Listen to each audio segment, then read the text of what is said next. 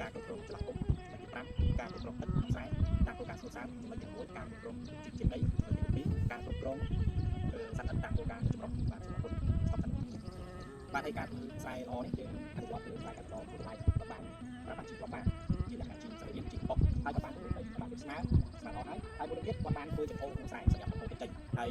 ចាំពីទៀតបានបកស្រាយគោលការណ៍តាមពីហ្នឹងថាតើអត្ថប្រយោជន៍នេះដែរគោលការណ៍តាមពីហ្នឹងវាមានអីខ្លះបាទចំណុចទី1យើងធ្វើការវិនិយោគដីគម្រាមដីទី1យើងងាយស្រួលបញ្ចេញចូលទឹកងាយស្រួលក្នុងការបាញ់ជីវាអត់មានពុះអត់មានទៀតហើយស្រូវយើងក៏អត់សូវមានស្មៅដែរកាលណាយើងបញ្ចូលទឹកទៅវាធ្វើឲ្យម្ខាងពីម្ខាងពោះធ្វើឲ្យស្រូវយើងកណ្ដាលម្ខាងមានស្មៅខាងស្មៅហើយម្ខាងទៀតលិចម្ខាងទៀតអត់លិចអញ្ចឹងវាអត់ល្អអញ្ចឹងយើងអនុវត្តគោលការណ៍ទី1ការបង្រៀនដីបានស្មៅបង្រៀនដីបានស្មៅយើងចំណេញបានច្រើនហើយចំណុចទី2យើងធ្វើចំហក្នុងខ្សែធ្វើចំហក្នុងខ្សែនេះវាមានចំណេញច្រើនទី1ងាយស្រួលក្នុងការបញ្ចេញងាយស្រួលក្នុងការបញ្ចូលទឹកធ្វើឲ្យដំណាំនៅក្នុងខ្សែហ្នឹងលូតលាស់បានល្អតាមរយៈមានខ្យល់ចេញចូលមានពន្លឺកាត់បន្ថយជំងឺនៅក្នុងខ្សែតាមរយៈមានពន្លឺចាំងចាក់ចូលក្នុងខ្សែហ្នឹងធ្វើឲ្យក្នុងខ្សែ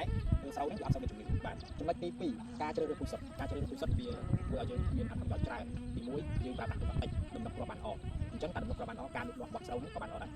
ហើយមួយវិញទៀតវាកាត់បន្ថយជំងឺដែលនៅក្នុងគ្រាប់ស្រូវកាលណាយើងជ្រើសរើសពូជល្អធ្វើឲ្យពូជយើងមានជំងឺពីដើមមកហើយអញ្ចឹងការលូតលាស់របស់ស្រូវក៏វាទៀតការដំណងវានឹងក៏ទៀតបាទហើយអញ្ចឹងទៅធ្វើឲ្យមានបញ្ហាជំងឺផ្សេងនៅលើគ្រាប់ហ្នឹងបាទអានឹងចំណុចការជ្រើសរើសពូជសុទ្ធចំណុចទី4ការគ្រប់គ្រងចន្លោះគុំការគ្រប់គ្រងចន្លោះគុំនេះវាជាចំណុចល្អសម្រាប់បងប្អូនដែលប្រើប្រាស់ពូជសុទ្ធគាត់គ្រប់គ្រងបានដោយសារតែដំណងគ្រាប់បានល្អហើយយើងក៏បានប្រាប់ញ៉ាំជាគាត់ដែរថា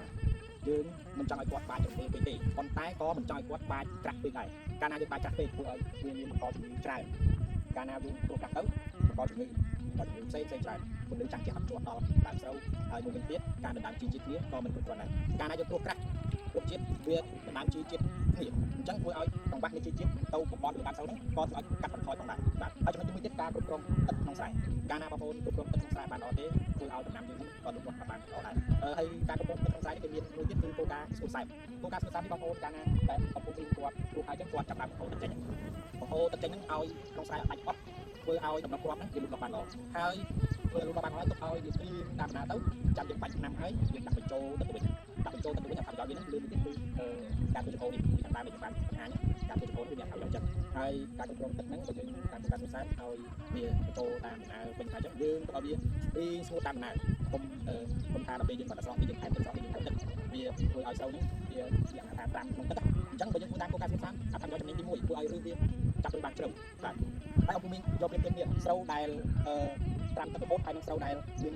គោលការណ៍ស្ងួតសើមវាមានស្ងួតវាមានសើមវាមានតាមដំណាក់កាលនេះដកវាមកបង្ហាញទឹកវាធ្វើឲ្យយើងដឹងថាលក្ខណៈរបស់វាយ៉ាងម៉េចយើងធ្វើតាមគោលការណ៍ស្ងួតសើមវាមានឬសបាច់អាកូលវាបាច់គោលវាហើយការបាច់កូនក៏មានការពុះហើយបាទកាដើមដែលស្រូវដែលយើងដាក់ត្រាំទឹករហូតឬវាមានពណ៌ខ្មៅក្រហមហើយខ្លីហើយដើមវាលូតអត់បាច់អត់សបាច់កូនទេបាទសូមអរគុណ